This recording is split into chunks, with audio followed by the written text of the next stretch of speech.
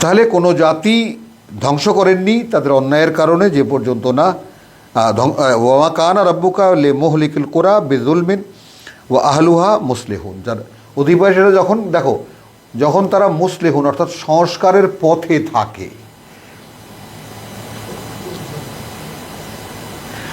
ওয়ালাউ শাআ রাব্বুকা, আর যদি চাইতেন তোমার প্রতিপালক, লা জাআলান নাসা উম্মাতান ওয়াহিদাতান, করে দিতেন মানুষকে সব এক পথের পথিক, এক মতের মতি। ওয়ালা ইয়াজালুনা মুখতালিফিন, কিন্তু তারা এই যে বিভিন্ন মতামত পোষণ করতে কখনোই বিরত হবে না, কখনোই মানুষ বিভিন্ন মতামত পোষণ করতে কখনোই বিরত হবে না। ইল্লা মান রাহিমা রাব্বুকা, তাহলে এই কিতাব নিয়ে তর্ক বিতর্ক শুধু করবে না সে, করুণা করেছেন যার উপরে তোমার প্রতিপালক।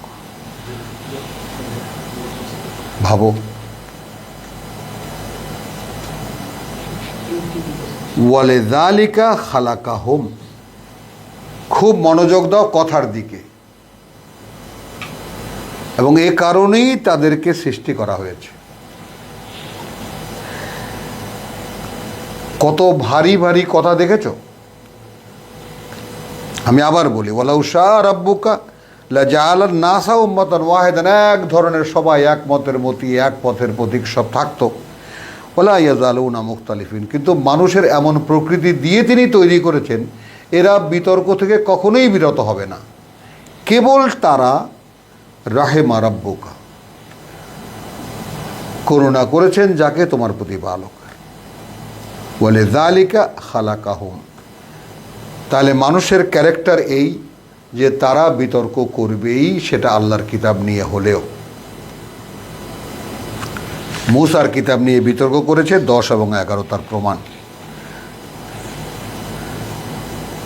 আয়াত 110 এবং 11 তার প্রমাণ। আমাদেরকে বলছে অবিচল থাকো, যা আদেশ করা হয়েছে। তারপরে বলেছেন যে ইন্নাল হাসানাত ইউযহিবনা সাইয়্যাত আও আকিমুস সালাতা তারাফাইন নাহার ওয়া যুলাফা মিনাল লাইল।